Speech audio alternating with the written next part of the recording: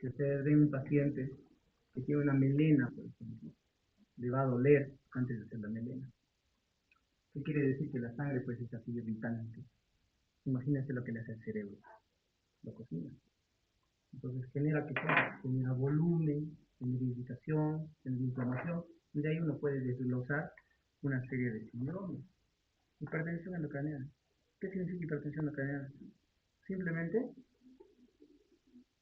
mayor presión en la cabeza, nada más. Eso es hipertensión endocraniana. Está como una olla a presión. La hipertensión endocraniana puede conllevar qué cosas: pérdida de conciencia, cefalea, vómitos explosivos, deterioro neurológico, deterioro del uso caudal, convulsiones, miles de cosas. Y así, ven que estamos haciendo un juego mental médico. ¿Sí? Puede generar irritación meningia, ¿sí? La sangre. O sea que hasta que alguien introducir puede haber, ¿sí? Puede haber rigidez del núcleo, ¿sí? En el HCA, la hemorragia suprarenal, por ejemplo, hay rigidez del núcleo, ¿sí? ¿De acuerdo? Deterioro focal, eso significa pues que dependiendo de dónde esté el sangrado en el cerebro, puede haber ciertos déficits, ¿no? Porque el cerebro tiene un mapa insertado, ¿sí? Le han diseñado, le han puesto como una especie de numeritos, como un hombre incluso han dibujado, ¿no? El músculo apéndice, ¿de acuerdo? Entonces, existe un mapa cerebral y dependiendo de dónde se produzca la lesión para que genere la clínica. Puede haber una hemorragia frontal, digamos, en el lóbulo frontal. Puede haber problemas de comunicación, puede haber debilidad, ¿sí? Problemas de memoria, etc. A nivel parietal, problemas sensitivos. A nivel temporal, puede haber alucinaciones, convulsiones. A nivel occipital, problemas de la vista, etc. ¿No? Entonces, eso se refiere con problemas focales, dependiendo de dónde esté el sangrado. Otro irritativo, lo que les decía, ¿no? La sangre irrita, el paciente puede tener irritación cortical, puede convulsionar, ¿no? Podemos poner síndrome de convulsión. Y así, podemos seguir hablando toda la tarde sobre síndromes. También ha mencionado la hidrocefalia. Hidrocefalia es acumulación de LCR, ¿cierto? Nosotros tenemos cavidades dentro del cerebro llenas de líquido cefalorraquídeo. Es como el motor de un carro, tiene que estar siempre lubricado, siempre lubricado. Entonces, este LCR todos los días se produce y todos los días se reabsorbe, ¿sí? En constante movimiento, ¿de acuerdo? Si hay alguna obstrucción, aumento de la producción, etcétera, se produce hidrocefalia, que va a ser la acumulación de este líquido, ¿no? Y de ahí vienen los problemas. ¿Qué cosa va a generar? Que como un globo el cerebro se va hinchando, va a generar expansión radial, ¿sí? Puede haber una irritación cortical también, sí, la corteza va a comenzar a chocarse con las meninges del hueso, etcétera, y va a haber una irritación cortical, convulsiones, cefalea, hipertensión endocraniana, náuseas, vómitos, mil cosas. Pares craneales alterados, sí, absolutamente. Por ejemplo, el Parinao es el síndrome propio de la hidrocefalia, ¿no? Que es la parálisis de la mirada vertical, no el Parinao. Hay muchos más. Han mencionado también por ahí, no lo dijeron, pero han mencionado la teoría de Hacking Adams, ¿no? Los expositores, ¿qué es eso? Eso se presenta en hidrocefalia crónica, ¿no? O a presión normal, digamos. Es una hidrocefalia más larvada, ¿no? Su clínica es de instalación más crónica, poco a poco se da. Entonces estas personas comienzan a tener problemas o deterioro mental, ¿no? Problemas esfinterianos, no controlan esfínteres, se ven ataxia. Es la tirada de Hacking Adams. Por ejemplo, también se puede presentar esto, ¿no? Lo han mencionado. Y otros muchos más, ¿no? Ahora, en TEC, el traumatismo craneoencefálico puede generar mil cosas, dolores de cabeza, náuseas, vómitos, convulsiones, conmoción que es la pérdida de conciencia, puede generar déficit, ¿no? Parálisis, digamos, si hay alguna isquemia o algún sangrado en una zona elocuente, digamos, que es la zona importante del cerebro, puede generar también parecias, plegias, etc. El PEIC significa proceso expansivo intracraneal. ¿De acuerdo? Sus compañeros lo han mencionado como tumores. Pero nosotros, a grosso modo, hablamos de proceso expansivo intracraneal, que puede tener múltiples etiologías, no necesariamente un tumor. Puede ser un quiste, puede ser un absceso, ¿no? Puede ser un tumor, puede ser una metástasis, pueden ser mil cosas. ¿De acuerdo? El diagnóstico definitivo recién lo vamos a ver cuando lo abramos y le saquemos una muestra y lo llevemos a una técnica patológica. Por eso le he puesto al inicio proceso expansivo intracraneal, no es que tenga tumor. Podría ser, ¿ya? Pero lo que engloba el inicio es proceso expansivo intracraneal. ¿Y por qué les digo esto del inicio materno? Ustedes van a estar en el internado, van a estar en el serum, van a trabajar de repente en clínicas, etcétera. Entonces, no van a tener a la mano pues estudios como la tomografía, no van a tener resonancia. Incluso en mi hospital, imagínense, no tenemos tomografía en personas.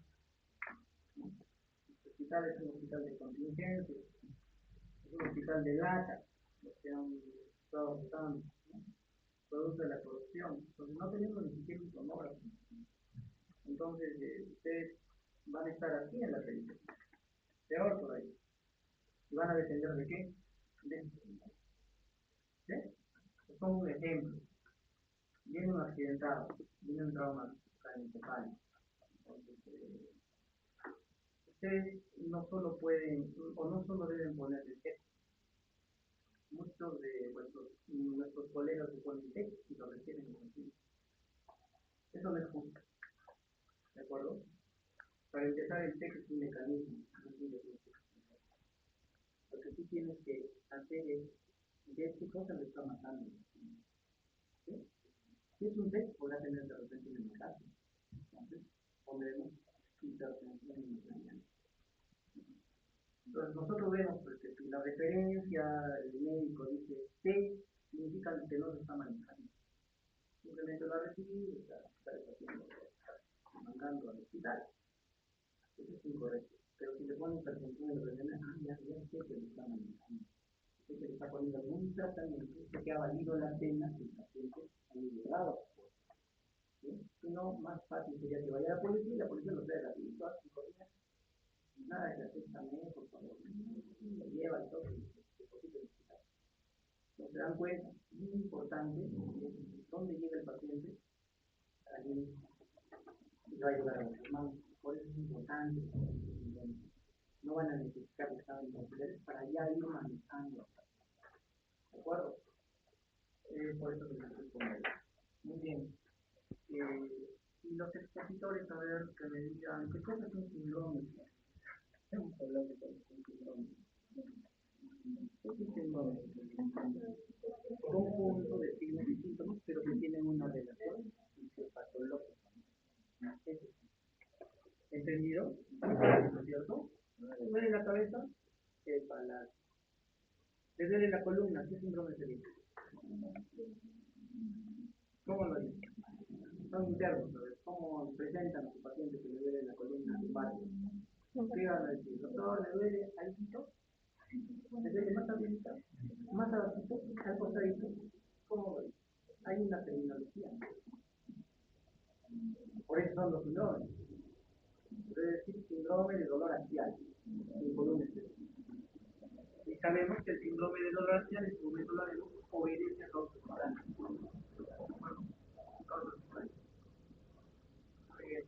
Y así. Entonces, el grupo quiero poner la parte que ustedes preguntan. Preséntenlo, por favor. Es lo primero que van a hacer. ¿Qué? ¿Qué van a hacer? No, entonces, chicos, antes en la historia clínica se anotaba casi todo. ¿Sí? Teníamos unos formatos bien largos. De que a los cuántos años le ha pasado tal cosita, de cuántas más cosas tienen. No sé ni media, como nos han enseñado pues, en tecnología. Actualmente las historias clínicas son mucho más resumidas. ¿Y saben a raíz de qué? A raíz de que vuestros colegas, ya que salieron hace unos años, dijeron, no, yo quiero que se me respeten mis 6 horas de internado, ni descanso a la semana, ni descanso por guardia, una serie de condicionantes. ¿Qué hicimos esta vez? Nos sacamos a todos. Ya, fuera, vaya. Entonces, como ya no hay internos, ya no hay quien haga las historias clínicas, se desarrolló en el servicio de neurociencia en el hospital, se desarrolló unas historias más focalizadas, más resumidas y dirigidas al sector. Al final, A la gente le gustó esto. Y lo han socializado y todos los servicios están manejando. Se van a dar cuenta, son formatos incluso que tienen para dibujar. Tiene para colorear, porque el interno no se aburre. Así de sencillo. Básicamente con sí, no. Me parece bien también, porque antes como interno todos decíamos que ahora decíamos letras.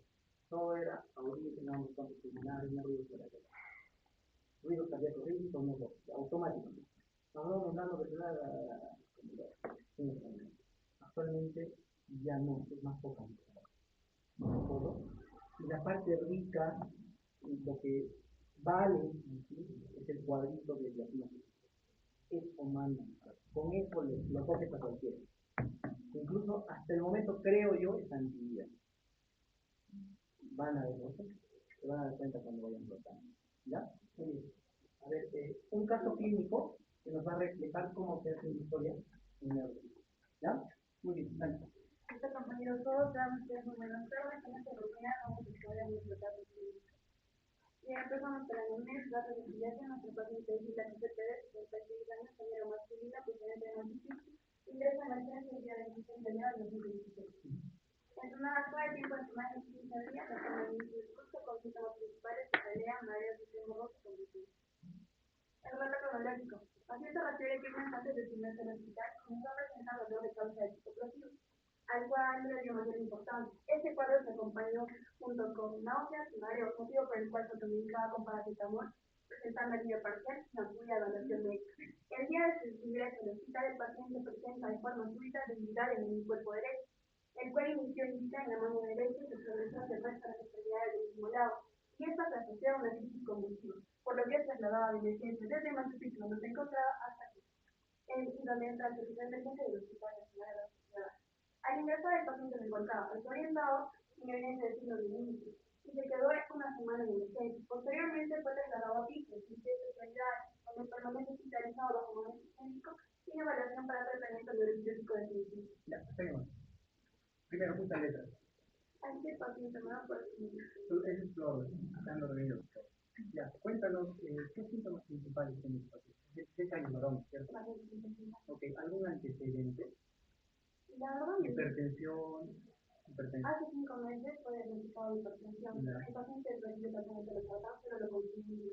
Excelente, entonces hipertenso mal controlado. Muy bien, ¿diabético? No. ¿Cáncer? No, ningún antecedente. ¿Algo que tenga interés para neurocirugía? ¿Algún antecedente? No, se fue de ¿Cirugía anterior? Fue una cirugía menor y un lipoma, pero eso está feliz. ¿Alergia? Ninguna, tampoco transfusión. 2 semanas, inicio brusco y súbito, ¿verdad? Ya, ¿qué síntomas principales tuvo? La cefalea. Cefalea, Y ¿qué más? lo que más le anotó fue el 26, que se fue en 40 del lado de él. O sea, fue primero cefalea, que no mejoraba. No mejoraba y era de hipopresión, por eso tenía que empezó a consumir para Náuseas, vómitos. Náuseas, vómitos, varias veces con cefalea. Ya el día que pase la siguiente cita de la mañana, el paciente intenta subir la grada y no le responde el cuerpo brusco, no le responde el lado derecho y se empieza a romper con la. Excelente. Entonces, bien, cefalea. Para cefalea, incluso, mira, es tan importante, tan grande la cefalea, que tiene pues una mnemotecnia, ustedes recuerdan, se llama Alicia Peca. ¿Sí? Ya tiene como 12 ítems que dice pues qué tan fuerte ha sido la cefalea, dónde ha sido la cefalea, si mejorando con analgésicos, si pasaba, si era progresiva, etc. Para empezar. Entonces, un poquito más de enriquecer ese dato que es clave, ¿no es cierto? Cefalea. Y otro es que tuvo de manera violenta, brusca, déficit focal. El déficit focal era debilidad, ¿cierto? Pares craneales alterados. Muy bien. Entonces, si fuera algo crónico que se presenta de manera progresiva, o sea, poco a poco, ¿qué estaría sospechando? Sindrómicamente. ¿Qué estaría sospechando? Si fuera poco a poco, ¿qué cosa estaría sospechando?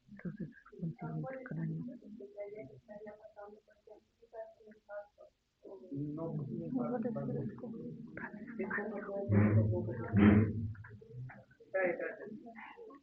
Proceso expansivo intracraniano.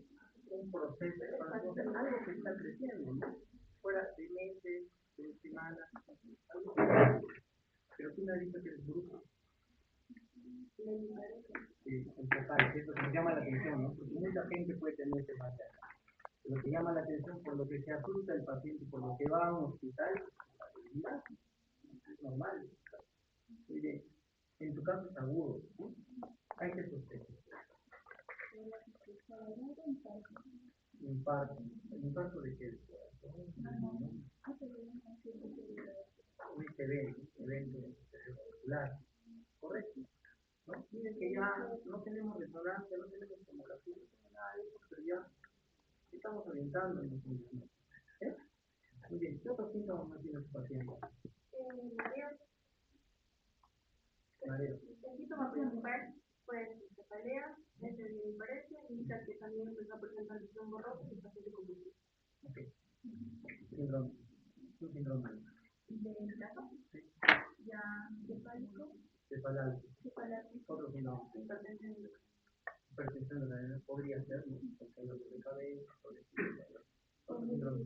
Síndrome convulsivo o de hipertensión. Otro síndrome. Absolutamente. Absolutamente. Entonces yo te pediría, si hay un síndrome piramidal, que es una macroneurona 1, ya te estaría diciendo qué signos nos encontramos. Por eso le digo, esa parte de diagnóstico, este cuadrito de diagnóstico tan interno lo propio. No hay guías. Eso te manda el resumen de resumen. Los restos reflejos se encontraban normales en el lado izquierdo, sin embargo en el lado derecho se encontraban no sería lógico. Porque la primera motoneurona en psicosis genera psicosis. Debilidad, puede haber cierta hipertonía, puede haber aumento de los reflejos, puede haber signos de liberación. De repente la histamina delicada. Por eso les decía a los chicos que están votando ahora, desde no copien ustedes mismos. Porque son tantos pacientes que manejamos en mi casa que no podemos darles a ver en mi casa. Me encantaría sentarme toda la tarde a ver historia, por ejemplo. No tarde. Se supone que hay un presidente que lo está mirando. Pero al final les vale madre. Una cosa es lo que está escrito y otra cosa es lo que. Pero ya estamos más o menos haciendo un juego mental de lo que debería ser. ¿Sí? Muy bien, entonces, piramidales, excelente. Otros síndromes.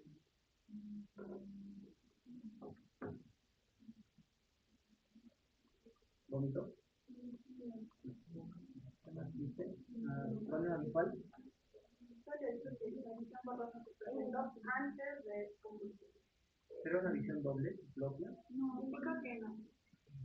Tampoco tenía. Ajá, ya hemos mostrado que estos dos no ya me conocen.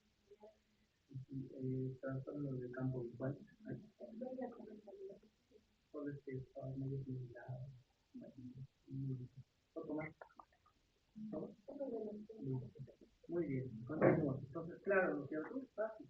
65 años, un viejito, hipertenso, no controlado, con una enfermedad, creo yo, de inicio brusca.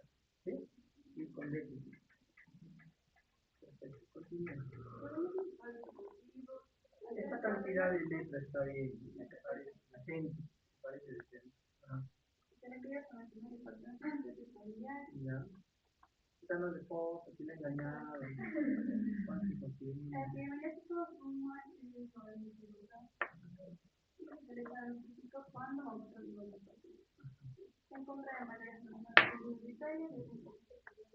De repente era un debut, ¿no? De hipertensión. No, tenía tratamiento. Pero no le han bajado en emergencia. La han bajado. Porque la primera conducta, pues, en una hemorragia se llama emergencia hipertensiva, esa es la denominación. El cerebro, cuando lesiona un órgano diana, se tiene que bajar. Es la primera. Me imagino que lo han hecho. Ahí está. El examen físico es una negación. Y el examen, cuando lo vimos, entonces estaba alistado con planitud. 15 sobre 15 igual a 1, ¿no? 15 puntos nomás. Es que son la escala de datos, ¿no?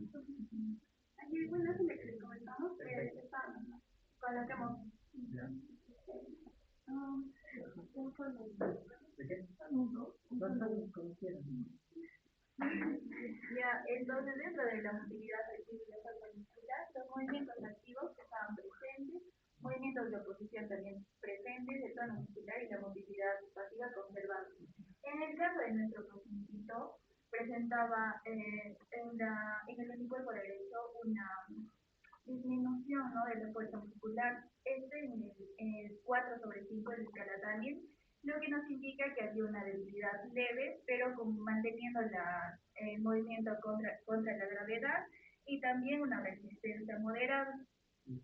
¿Cómo se llama eso? Eh, Una palabra. Hemiparesia, la mitad del cuerpo. El cuerpo parece debilidad, flexión ausente del cuerpo, la hemiparesia. Ya, en los reflejos hemos hecho los reflejos osteotendinosos y los piramidales, el bicipital, el tricipital, el rotuliano y el equilio han estado disminuidos en el lado derecho y en el lado izquierdo conservados. Los piramidales, así como usted lo mencionó, por eso es que al final no lo hemos puesto como diagnóstico sindrómico piramidal, porque el vagín y el no estaba negativo, no estaba presente en ambos miembros, en el derecho.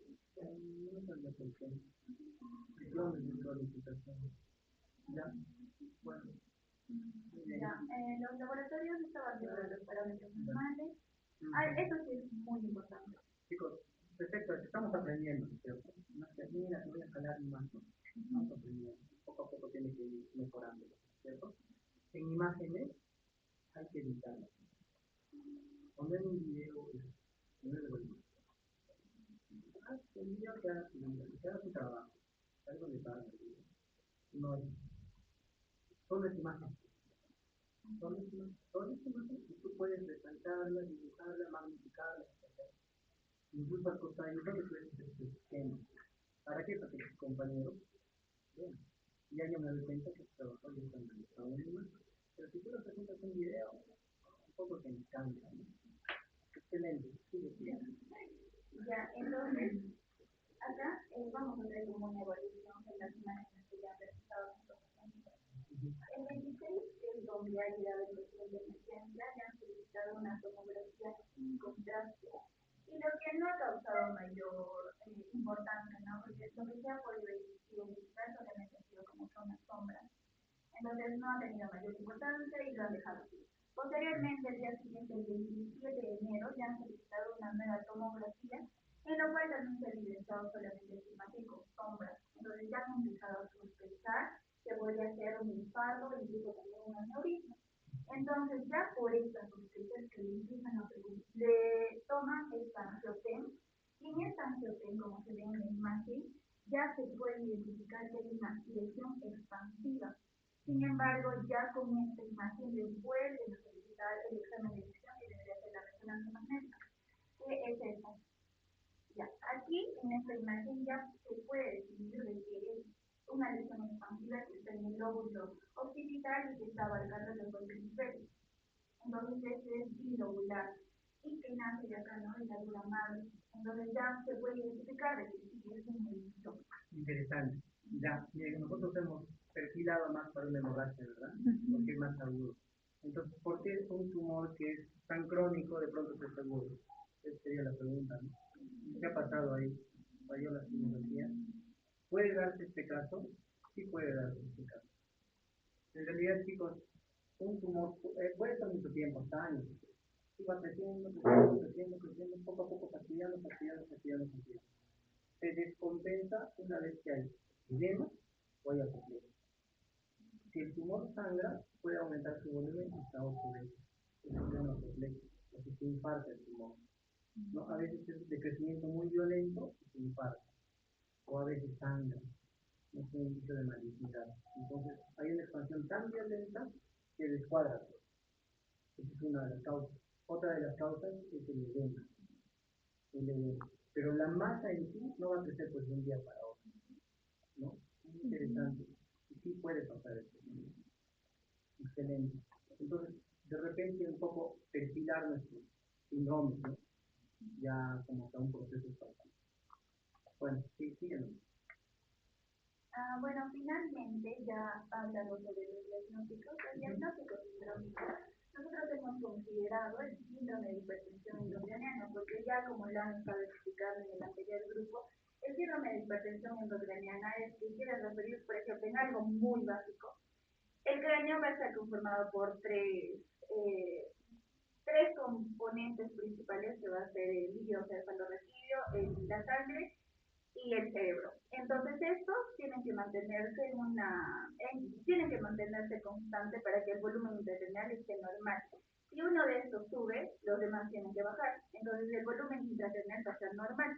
Sin embargo, como en este caso hay un tumor, va a ser de que estos componentes pues ya aumente más el volumen y por ende también va a aumentar más la presión. Entonces, por eso es que por el síndrome de hipertensión endocrinal podemos definir de que nuestro paciente ya tenía la cefalea.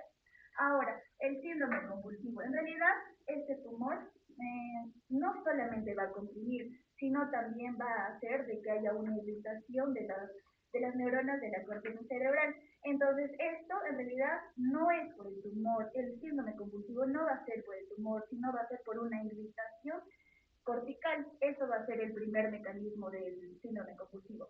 Ahora, el síndrome cefalálgico va a ser no por lo que ya hemos explicado, la hipertensión endocrinal.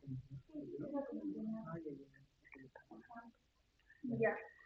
Eso principalmente. Ahora, el diagnóstico topográfico va a ser una lesión ocupante del espacio en la región occipital en ambos hemisferios cerebrales, que va a ser dependiente, ¿no? Como ya lo mencioné, del lado del cerebro.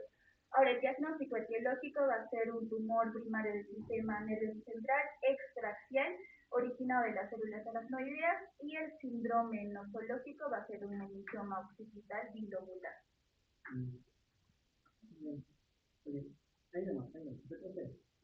Ya, el diagnóstico nosológico no es correcto. ¿Ya? ¿No? Es evidente. Entonces, el diagnóstico definitivo de un tumor es anatomía patológica por el proceso expansivo. Es anatomía patológica. Doctor, pero en lo de la anatomía patológica no podría ser ya cuando le hacen. Cuando lo ven. O sea, claro, cuando lo ven. Mientras tanto, es un proceso expansivo intracraneal. Académicamente no sería correcto. Estamos expresando de repente los médicos. Pues, ¿no? ¿Ya? Estamos expresando. Entonces, el diagnóstico sindrómico es en base a signos y síntomas. Esto está comprendido, ¿cierto? Bien sencillo, ¿te parece? El topográfico. Algunos pueden considerar, como nuestros compañeros lo han considerado, ¿no? Tumor en región occipital. Perfecto. Y otro es ver los compartimientos neuroanatómicos, que seguramente lo han hecho en la anatomía. Te voy a recordar un poquito, ¿ya? Y el otro es el diagnóstico nosológico. El diagnóstico nosológico es el nombre y apellido de una enfermedad. En este caso, es un proceso expansivo. Me parece excelente que haya un proceso expansivo. El tumor ya vamos a ver que es importante decir que es intracial, significa que está embebido en el cerebro, y especial cuando está enfocado en el cráneo. Por eso es importante. Y el etiológico puede ser tumoral, autoinmune, traumático, hemorrágico, idiopático. Esos son los diagnósticos, ¿no? A ver, un poquito les voy a hacer un diapositiva para que puedan.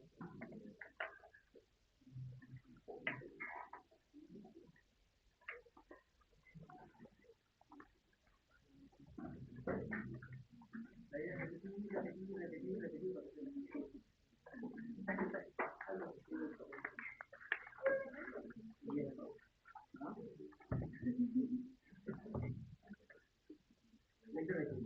¿Cómo han hecho vuestras compañeras la filiación? Base básico, que les han enseñado.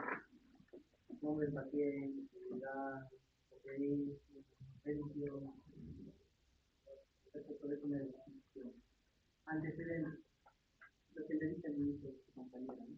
Es hipertenso, es diabético, tiene cáncer, ha sido tratado de algo, lo han operado, no lo han operado, alergia, y ahí viene pues un relato bastante simple, ¿no? Paciente 70 semanas, cefalea, moderada, progresiva, no mejora, y luego se añade de ese tipo. Un relato bastante simple. Luego tenemos el examen, ¿de acuerdo? Siempre primero por la conciencia. Muy importante ahí poner el lazo. El lazo tiene que hacer. El lazo es una medida súper objetiva, no es una medida subjetiva. ¿Qué quiere decir esto? Por ejemplo, viene un boletín, tienes que hacer el lazo. Saldrá pues alterado porque está borracho, pero tienes que hacer el lazo. Y al lado le pones el factor que estamos buscando el lazo. Es decir, viene un boletín y le pones grado 13 más equilibrio, grado 13 más aparte, grado 13 más sobrevivir, grado 11 más tracheotomía. Pero ya estoy objetivando una medida.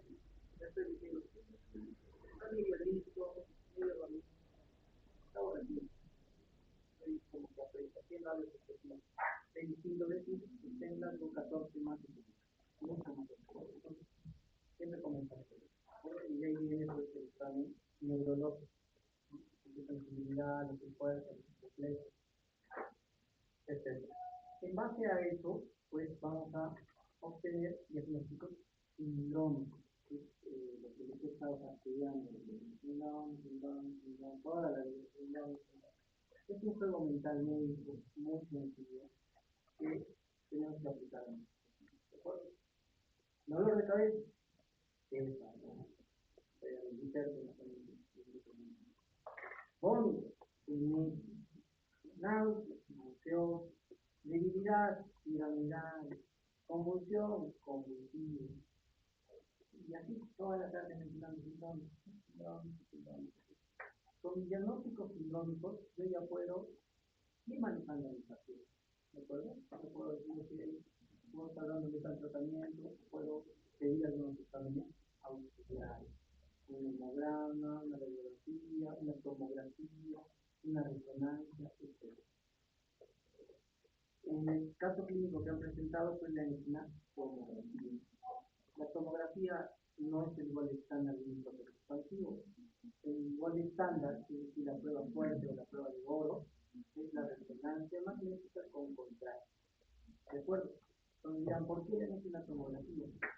La tomografía todavía se sigue utilizando porque es rápida, es barata y porque está sujetado también, imagino, al igual que yo lo hice en un evento cerebral intento. Entonces está muy bien ubicada la ¿de acuerdo? Ya viendo las sombras, etcétera, ya se le complementa con la prueba de oro. Pero al inicio me parece muy bien ubicada la tomografía. ¿De acuerdo? Muy bien. Y dame una sin contraste primero. No, todo fuera con contraste. Es rapidísimo. El contraste te va a retrasar más. ¿Por qué? El contraste que se utiliza es un contraste iodado, o de yodo. Entonces el yodo es necrotóxico, hace daño a los riñones, por lo tanto tienes que tener una urea preferente. Y eso demora 2 horas de procedimiento. Ahí está el inicio. Es importante pues tener una prueba rápida, en este caso una prueba rápida. Muy bien. Con esto ya podemos emitir nuestros diagnósticos complementarios y finalmente todo el cuadro. Los 4. ¿De acuerdo?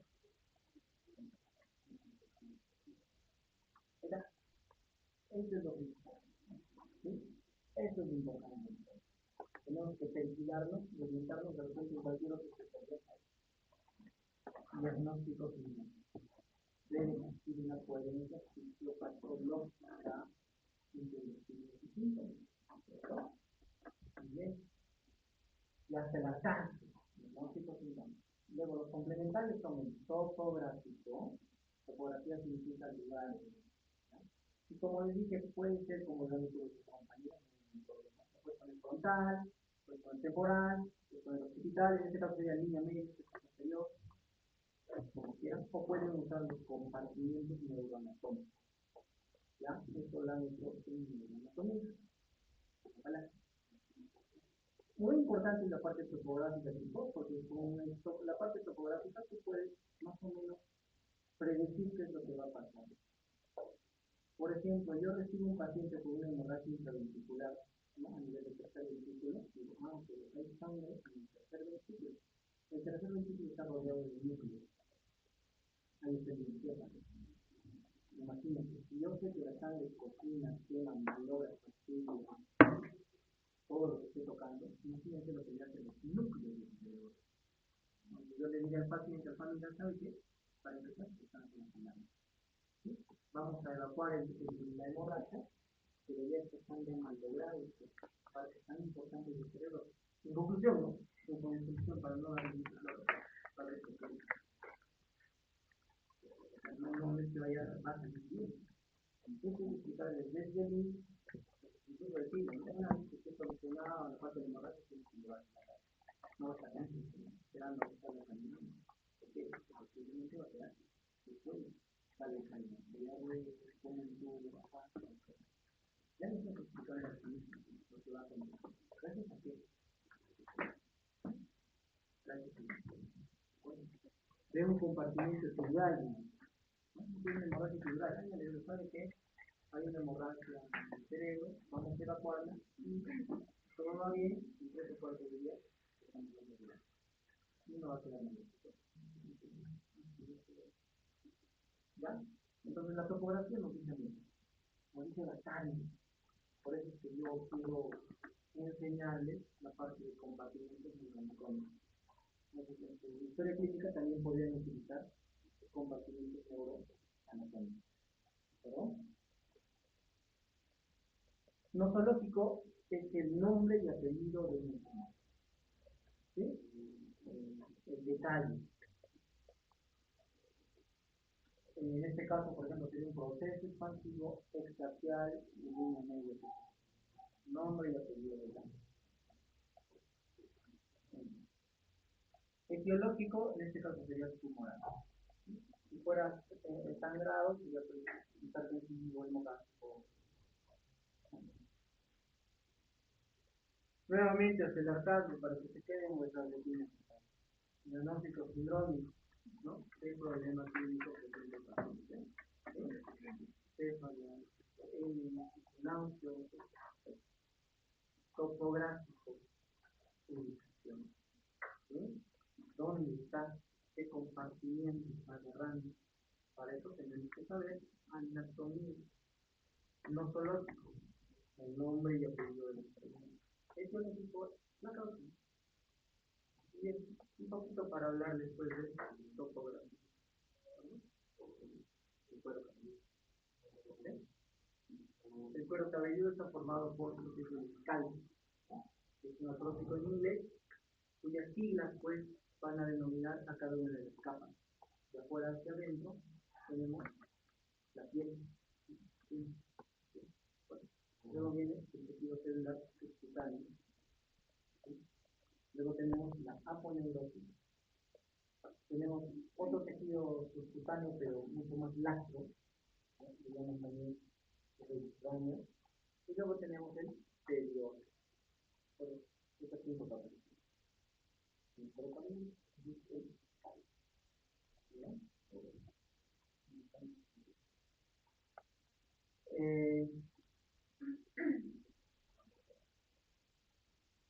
Miren chicos, el escal, la piel, el tejido celular subcutáneo son muy sangrantes, ¿de acuerdo? No se van a asustar si les viene un pacientito con alguna lesión, un golpe de repente, está pues con bastante sangre, está goteando, está con bastante sangre. Ustedes pensarían que se trata de una lesión grande, no, de repente es un golpe. Y es porque el cuero cabelludo está bien irrigado, ¿de acuerdo? La arteria que irriga el 60% del cuero cabelludo es la temporal superficial, ¿no? Que viene de la carótida externa, ¿de acuerdo? De ahí hay otras, está la auricular posterior, está la occipital, etcétera, que se van analizando. Finalmente, hay una rica red de vasos sanguíneos. Moraleja, el cuero cabelludo está bien irrigado, sangra bastante, aunque no se van a aceptar si viene un paciente que sangra. Pero ese es su punto por exponer y comprimen, ¿de acuerdo? Otra cosa importante es que si está bien irrigado, difícilmente se infecta. Difícilmente se infecta. Entonces nosotros para suturar, por ejemplo, tenemos que anestesiar primero la piel. ¿Qué es lo que duele? Lo que duele es la piel, el periódico. el resto no duele, no le van a estar metiendo anestesia en 5 capas. Mientras la piel, que es más profundo, es el necesitas la lidocaína. Y ahí si le frotas y le lavas con confianza, no le va a doler. Si haces eso, los suturas no tiene por qué usar antibióticos del paciente. Incluso en el TEC, el antibiótico está contraindicado. El antibiótico de antibiótico. Bueno, entonces, claro, eso no funciona en la realidad. Si ustedes van a los hospitales, van a ver que cualquier suturado tiene antibióticos que funcionan. Bueno, ya es la conciencia pues, del interés. Bueno, la verdad es, ¿por qué tanto? Pero si uno lo lava bien, lo limpieza bien, no tiene por qué infectar. ¿Ya? Entonces, tiene una buena. Morales, todo lo que les he metido es para decir que es buena activación. ¿De acuerdo? La poliurosis, hay un músculo, ¿no? Tenemos el músculo frontal, el músculo occipital, y entre ellos pues está una acumulación. Por eso es que la cefalea por estrés es por lo que venían, duele tanto acá como acá, todo jala, todo jala. ¿De acuerdo? La capa del tejido celular laxo, que es la cuarta capa, es donde se puede acumular sangre. Nosotros le llamamos hematomas subgrávidos. Por eso cuando hay un golpe relativamente fuerte, un accidente, se hincha, ¿sí? Como un pichón, entonces ahí puede haber un hematoma subgrávido. Usualmente pues, los hematomas subgrávidos no se drenan, no se drenan. A menos que sea muy grande, es pequeño piquete y se saca. Pero si no, simplemente se le pone hielo y ya. ¿Por qué? Porque la sangre es un medio de cultivo. De repente, si nosotros cortamos, no lo hacemos específicamente, puede infectar. Por lo general, no se drena a menos que sea muy grande. Pero sí se ve bastante de este tipo, bastante de estos hematomas subgaleales, es decir, que están debajo de la gala. ¿De acuerdo? Aquí están los famosos ojos de nopal. Estos ojos de nopal es sangre a nivel del tejido lácteo. Este tejido lácteo también está a nivel del cráneo. Muy bien, miren acá. Aquí está el hematoma ciliar. ¿Bien? Este es el hematoma ciliar. El no resaltado.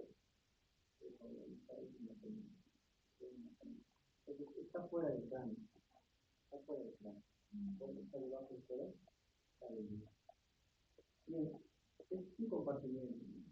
Entonces tú ves que hay un pichón, ahí miras la tomografía, no involucra el cráneo, no involucra el cerebro, estamos en una canción cambiar.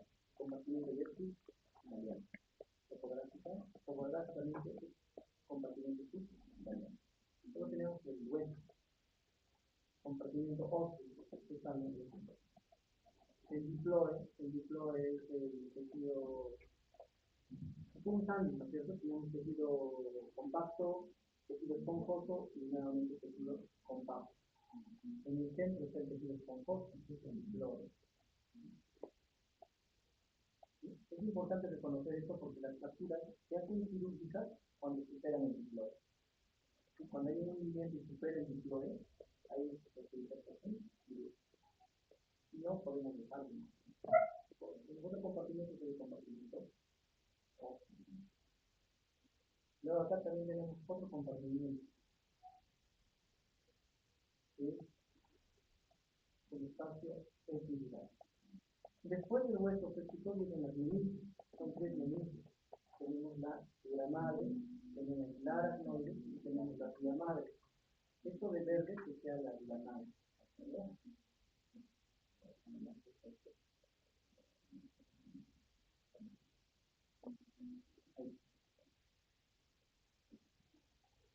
Después del hueso tenemos la fibra madre, tenemos la aracnoide y la fibra madre. Y va por el cerebro. ¿Cierto? Aquí es un esquema. El hueso y la fibra madre. Entre el hueso y la fibra madre, todo un espacio virtual que se llama el espacio epidural. Entonces, ahí tiene otro compartimiento. Epi significa fuera. Una lesión que está fuera de la dura madre. En realidad es una lesión benigna. ¿Por qué? Porque no involucra el cerebro. ¿Se dan cuenta en el dibujo? No involucra el cerebro. Esta es una fuerza. ¿No? Ponga un golpe, una piedra, lo que quiera. Entonces el golpe es directo. El golpe es directo. Entonces, ¿qué está generando con un mandón? Sobre la vida madre, porque es viral. No me está involucrando el cerebro. ¿Qué quiere decir? Si yo retiro el sangrado, va a quedar bien. Importante es la topografía. Importante. A menos que sea muy grande y tener efecto de más. Eso es otra cosa. Y otro punto importante es el tiempo de manejo. Hay gente que está botada una semana esperando una cirugía. Hay hospitales así, están colapsados. A veces el paciente está botado, están en la pantalla, llevando, están botados, esperando una referencia. Entonces, esta masa va malogrando, tiene un efecto mecánico, pero en sí la patología es benigna, topográficamente hablando, a menos que sea muy grande o no se esté tratando rápido. Si es así, obviamente va a lesionar. Ustedes tienen el compartimiento epidural. ¿Ya? Entonces, tenemos el hueso, esta parte de naranja es dura madre. ¿Reconocen las partes? ¿Sí? ¿O quieren que se les mencione rápidamente? Ya miren, esta parte es el hueso. ¿Sí? Estamos de acuerdo. La dura madre tiene tres capas. ¿Ya? Tiene una capa superióstica, endóxica o periostal, que representa el periósteo interno del hueso. Está representado de la parte más especial. Por eso le puse el hueso. ¿Sí? Debajo de eso tenemos la menisca propiamente dicha, la segunda capa de la madre. La menisca propiamente dicha es esta, gruesa, dura, cortosa, la que han visto que en la anatomía. Esta es la menisca propiamente dicha. Y acá ya sabemos, un compartimiento. La dura madre hace un compartimiento, por donde circula sangre del mar, se llama seno viral. Acá está representando el seno. ¿Sí? Y la última capa es una capa microscópica, no se ve acá, se llama capa de células virales. Es una capa de transición entre la dura madre y la arcilla. Eso es lo que representa el virus, la patrón de confianza. Entonces acá la lesión es epidural. ¿Qué cosa ha producido? Ha despegado la dura madre del hueso y ha generado esta hemorragia. Es interesante analizarlo así, ¿sí? Porque un hematoma epidural, pues, su fisiopatología o la parte más rica, más importante de la enfermedad es que esta capa se despega del hueso. Moraleja, el hecho de desprender nomás la dura madre del hueso es una enfermedad. Si nosotros operamos, tenemos que saber que el hecho de despegar el hueso de la dura madre va a generar enfermedad. Entonces, el principio fisiopatológico de un hematoma epidural, por ejemplo, es despegue, también desde el farmacólogo.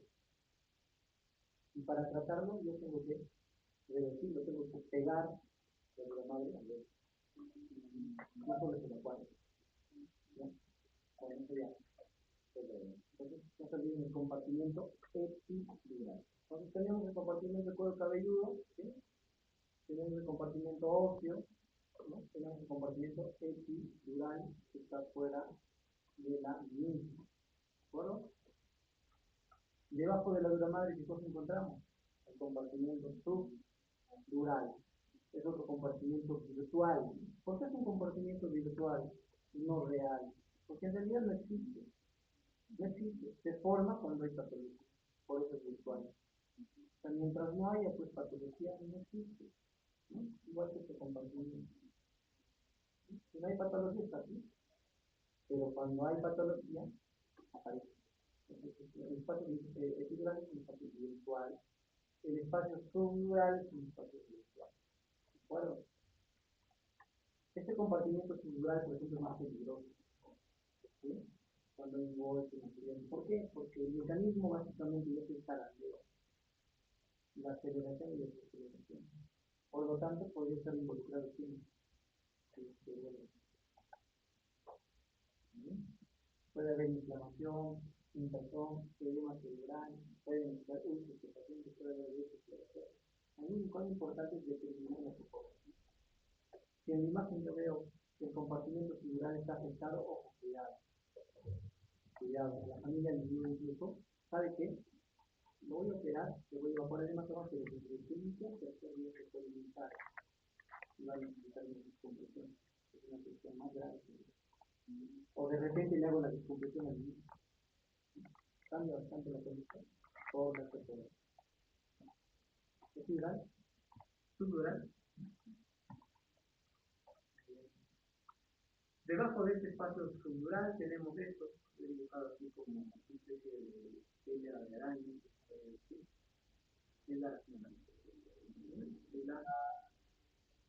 capa aracnoide, ¿de acuerdo? Esto tan, puede botar ahí de sangre. Entonces, tiene pues algunos targets este espacio aracnoideo. ¿Cuáles son? Por ejemplo, estos cosas de verde, ¿no? Son bajitos. Quiere decir que la mayoría de los vasos más importantes están en el espacio subaracnoideo. Si se rompen, por ejemplo, por un aneurisma, como ha dicho mi compañero, ¿qué cosa se va a llenar? El espacio subaracnoideo va a dar lugar a una hemorragia subaracnoidea. Es gravísimo, gravísimo. ¿Qué otros targets tenemos? A nivel del espacio subaracnoideo en el papel, va a circular el LCR, similar al lubricante de un gato.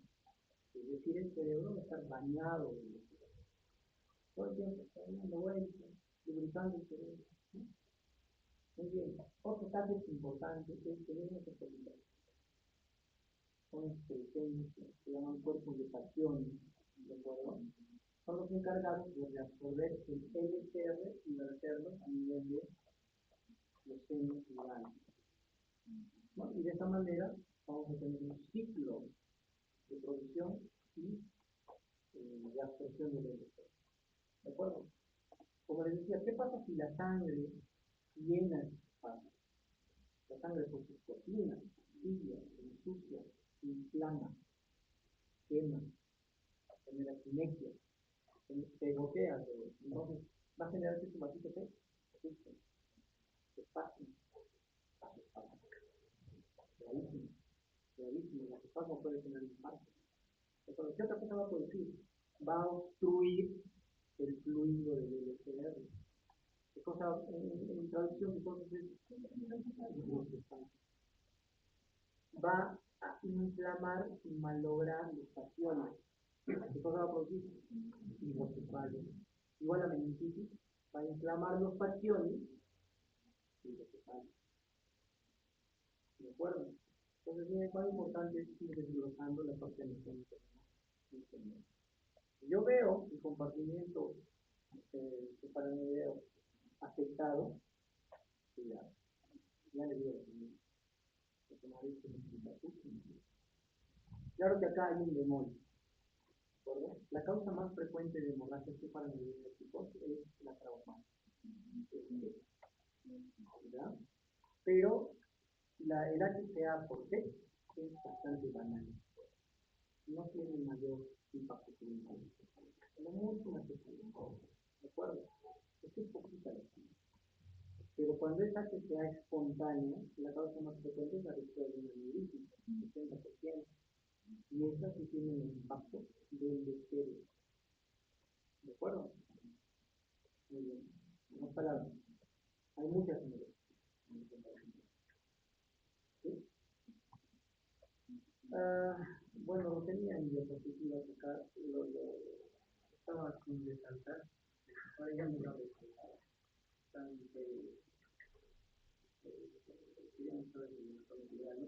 Debajo de esto hay una imagen, ¿sí? Hay una imagen blanca. Por si acaso lo que es blanco significa sangre. Entonces, acá hay una imagen así como está interesante. Bien, este compartimiento aquí es discontexto. equilibrio. ¿De acuerdo? Repasamos. ¿Qué cosa ya está? El sal, el sal. Luego que viene, pues, luego que viene, ¿por qué tiene esta forma? Vamos a ver. Miren, esta forma verde es el periodo interno del hueso. Se llama la capa más externa, superióstica, endóxica, endostálica. Es la capa más externa de la vida madre que representa el periósteo interno del hueso. Está pegada. ¿De acuerdo? En los jóvenes y en los niños se desprende fácilmente. En los viejitos es franca de desprender. Moraleja, el hematoma epidural es joven. Difícil de encontrar en niños, porque se desprende difícil. Otra cosa importante, esta capa se comunica con el periósteo externo a través de las estructuras fibromusculares. Por lo tanto, está adherido por el tejido. Por eso se tiene esta forma. Está tratando de despegar que me diga esto. Puede tener esta forma. En cambio, en el epidural no hay límites. Entonces, por eso en la tomografía que tenemos esta forma examinando la edad del paciente, el mecanismo directo y la forma, no decir antes del compartimiento testicular. ¿Verdad? Y de mierda. Está expandido. Acá no, acá yo puedo decir es frontal. ¿Sí? Acá no. Acá es el pronto, pariente, centro, hospital. ¿Por qué? Porque está en otro compartimiento. Está discriminado. Entonces es un ¿verdad? Bien. Hemos visto que el cerebro está bañado del ser, ¿cierto? El ser está circulando a través del espacio para como un lubricante. Entonces, el cerebro, pues, para aumentar su superficie, tiene surcos y fisuras, ¿cierto? Si no había surcos y fisuras, el cerebro sería de este tamaño. Entonces, para comprimirlo, ya han hecho lo plegado. Está plegadito, entonces tiene surcos y fisuras. Está teniendo surcos y fisuras. Está con movimentación. Entonces, la sangre, ¿dónde se va a ir? A estos surcos. Prácticamente es como si yo agarrara un lápiz y resaltara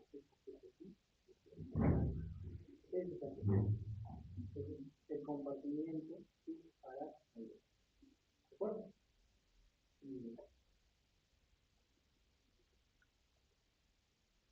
Sigamos analizando algunos aspectos topográficos. En lo que es el parénquima, le pueden decir lobar. ¿Dónde es tu lesión? Mi lesión es lobar. ¿Qué significa? ¿Qué lo busca? Frontal, ¿cómo se llama? ¿Qué lo busca? Temporal.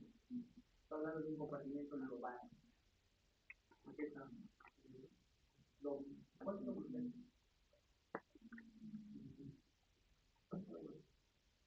Mejor frontal, parietal, occipital, temporal. 4.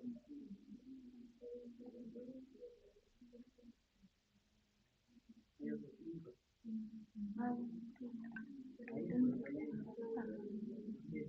Hay otro 6.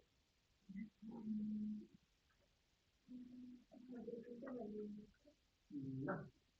Miren, esta es la estructura de Rolando, estructura central.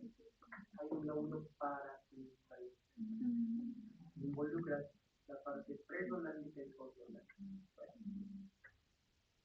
Lobar. ¿De acuerdo? La lesión puede ser frontal, paracentral, parietal, occipital, temporal. Este dentro de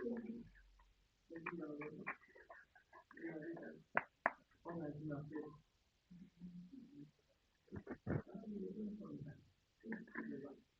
Es lo que está hablando. Pero que no me digas que sí, pero no. ¿De acuerdo? Así es. ¿Dónde está la lesión? Conversada, como bien. ¿Listo? Otro compartimiento importante, ya se nos acaba la hora, los ventrículos. Los ventrículos, ¿de acuerdo? Los ventrículos son cavidades que están pues llenas de gatillos. ¿Por qué hay esas cavidades? No sé la verdad. Pienso que para liberar el proceso del pecho del cabello. Para que no le cavidades. No he leído esa definición, pero son huecos, cavidades, organismos de vida. Ustedes ya saben, pues, por ciencia básica, que deben de ser de dónde se produce. Los coroides. Los coroides son vasos sanguíneos revestidos por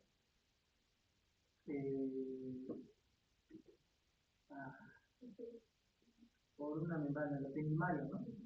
Revestidos por la membrana tenimalia. Y van a producir a cada minuto, a cada segundo, ¿de acuerdo? Así como se produce todo el tiempo, chicos, también se produce.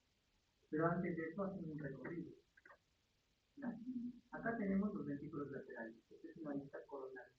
De frente. Esta es una vista sagital. Aquí están los ventrículos laterales. Miren, si lo vemos de aquí, tiene la forma de un C, como una mano. Este es el cuerno frontal, cuerno temporal, cuerno cervical, cuerpo aquí. Ventrículos laterales. Viéndolo de frente, esta parte del ojito, ya en su momento la vemos, son los plexos coroidales. ¿De acuerdo? Así está representado. Luego tenemos este compartimiento que tiene forma de cabecita de pájaro, es el ventrículo. Y este conducto que lo comunica es el agujero de Monro. Entonces tenemos los ventrículos laterales, agujero de Monro y tercer ventrículo.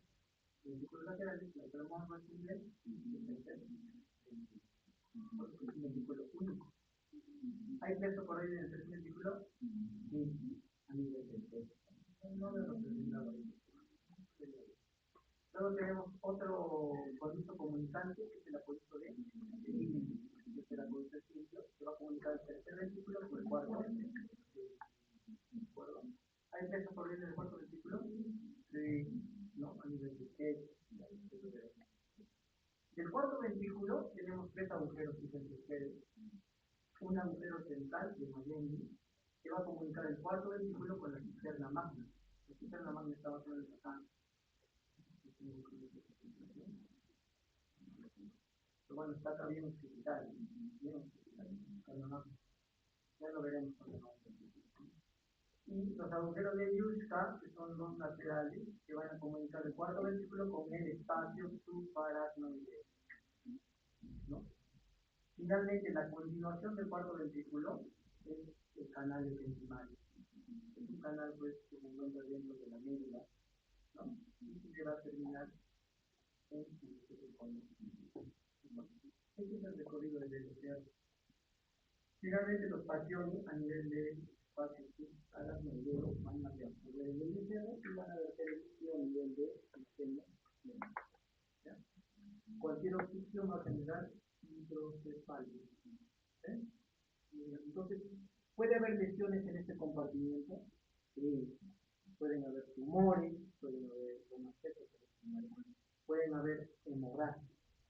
Se llama hemorragia intraventricular. ¿Es grave? Grave. Puede haber ventriculitis, que sería la infección del ventrículo. ¿Por qué? Tienen acá una tomografía. Estos son los plexos coroideos, ¿de acuerdo? Y es parte del ventrículo lateral, del cuerpo ventricular. Muy bien.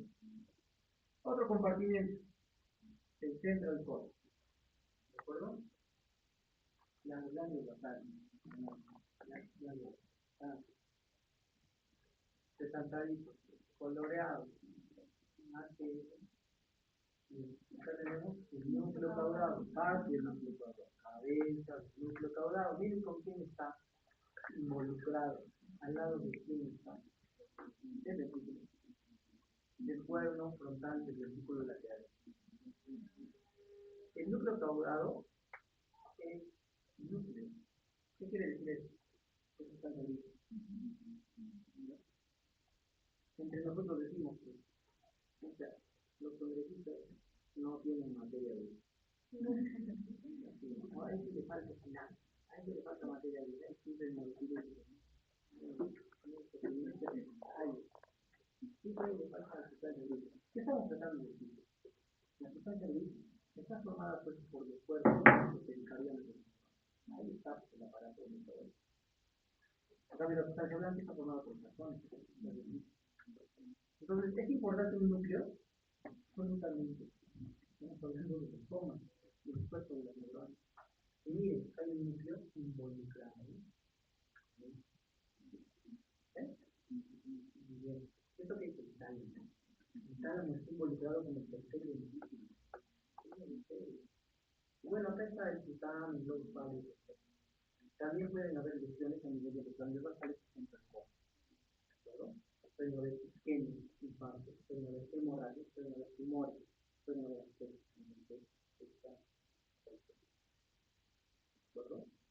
Y acá vemos algo importante a nivel de esto que tiene forma de la cápsula interna. La cápsula interna. Y ya les voy diciendo que nosotros en el cerebro hablamos de áreas elocuentes y áreas no elocuentes. Áreas elocuentes son aquellas áreas, entre comillas, importantes. Y alguien dirá, pues, se supone que el cerebro es importante, absolutamente. Pero hay áreas que son más precisas, más importantes que otras. Ejemplo, un tumor, como el caso que han presentado, puede estar quizás años en la cabeza del paciente y no ha habido mayor deterioro. No salió con lo que es una cefalea. El paciente se entero. ¿Sí? Estaba en un área no. Pero una lesión del tamaño de la cabeza de un alfiler en el brazo posterior de la cápsula interna, paciente se llama recuerdo un infartillo a nivel del área 17, el área de la visión primaria, paciente ciego. En cambio, un tumor del tamaño de un limón o una naranja en la frontal, entonces, la cápsula interna pues, es un área endocrina a nivel de su brazo posterior. Tiene pues un brazo anterior, una rodilla y un brazo posterior. Entonces, una lesión a nivel de tálamo me puede comprimir la cápsula interna, me va a generar una lesión a nivel del lobo pálido subcutáneo, va a generar también compresión del brazo posterior y va a generar, aparte de los problemas de los ganglios rectales, los problemas cognitivos de movimiento, etc., van a procesar el deterioro de eso. Es importante conocer ese compartimiento. También quiere decir que si yo tengo un hematoma acá, ¿no? Tengo que dudar en operarlo. ¿Por qué? Porque es un área elocuente. Puede tener que perforar su cerebro hasta llegar acá, hasta más daño con la cerebro. ¿Se dan cuenta? Compartimiento. Solo por el compartimiento digo, disculpa, pero quizás no se vaya a operar.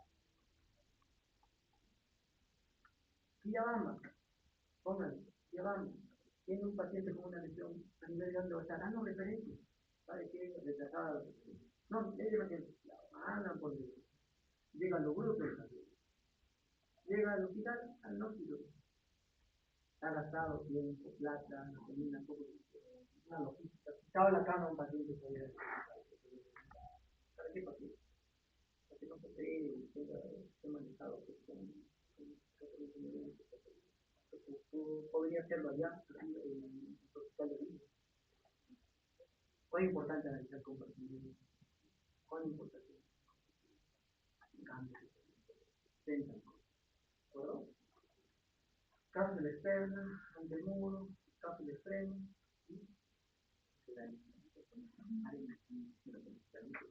Tiene que ver mucho con el sistema nervioso.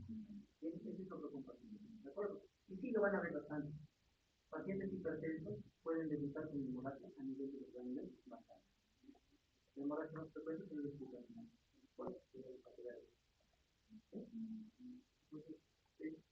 Acá tenemos una hemorragia. Pero bueno, acá imagínense que es blanco.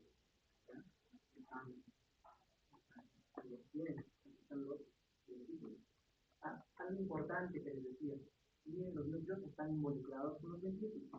Los ventrículos están involucrados con los ventrículos. Tálamo está involucrado con los ventrículos. ¿De acuerdo? Aquí están los tálamos, parecen un par de huevos. involucrados en los ventrículos. Pues recipiente. Tenemos otro compartimiento del diencéfalo. ¿Qué es el diencéfalo? Esta pregunta que uno tiene en la comida básica. Es más de precio, de colegio. ¿Qué es el diencéfalo? Humildemente, no te estoy diciendo cuánto miden las neuronas.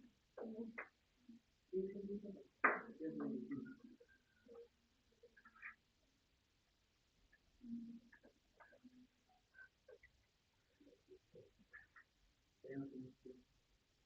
Bueno, el diencéfalo, chicos, ¿saben qué es? Son núcleos, ¿no? Son las paredes del tercer ventrículo. Tenemos el tercer ventrículo. El tercer ventrículo tiene la forma de un dado. Tiene 6 caras. Una cara superior, un cara inferior opuesto, anterior, posterior y dos laterales. Un dado. Alrededor de esas paredes, ¿qué cosa hay? Núcleos. Estos núcleos tienen sus nombres. Ese es el diencéfalo. Tenemos a los costados tálamo, ¿sí? Abajo y lateral el hipotálamo. Conjunto de núcleos. Aquí estamos. El hipotálamo, el tálamo de la raíz. Abajo y atrás, el tálamo. Atrás, dígame, todos estos son núcleos. El tálamo, ¿cómo no va a ser importante? Por Dios, el hipotálamo. Una lesión de hipotálamo, el hipotálamo, bueno, movimiento, físicamente importante. El hipotálamo está de físico.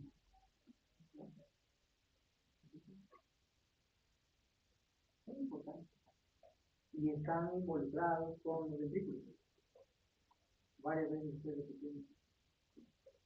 Este compartimiento diencefálico es importante. Ejemplo, una hemorragia intraventricular. Ya hemos visto la sangre donde queda existe.